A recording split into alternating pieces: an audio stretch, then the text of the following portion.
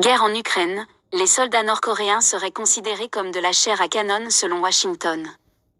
Selon l'Ukraine et les États-Unis, la Russie utiliserait les soldats nord-coréens mobilisés à Koursk comme de la chair à canon en les envoyant massivement au front où ils subiraient de lourdes pertes au cours de la guerre en Ukraine.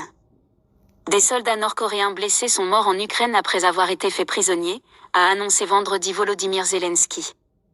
De leur côté, les États-Unis affirment que les militaires dépêchés par Pyongyang ne sont considérés que comme de la chair à canon. Ils essuient beaucoup de pertes. Beaucoup. Et nous voyons que l'armée russe et les superviseurs nord-coréens ne s'intéressent pas du tout à leur survie, a déclaré le président ukrainien dans son allocution quotidienne. Plusieurs soldats nord-coréens sont morts aujourd'hui. Nos soldats ont réussi à les capturer. Mais ils étaient très grièvement blessés et n'ont pas pu être sauvés, a-t-il encore dit, avant de dénoncer la folie dont sont capables les dictatures en envoyant des militaires se faire tuer dans des combats en Europe. Ces vagues humaines n'ont pas été très efficaces. Tout est fait pour qu'il nous soit impossible de capturer des Coréens. Les Russes les envoient à l'assaut avec une protection minimale, a insisté le président ukrainien. Le même jour, Washington a assuré que plus de 1000 soldats déployés par Pyongyang en Russie pour se battre contre l'Ukraine avaient été tués ou blessés au cours d'assauts, sans espoir, dans la région frontalière de Koursk.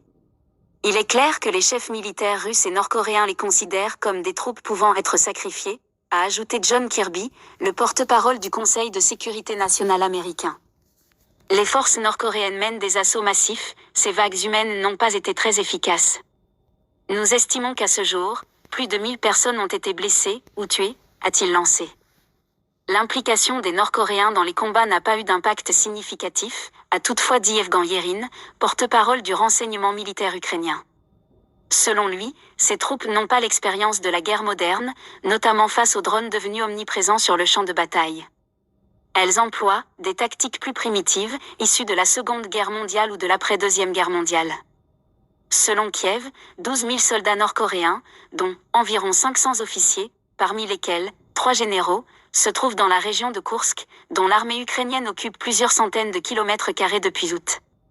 Ni la Russie ni la Corée du Nord n'ont confirmé la présence de ce contingent.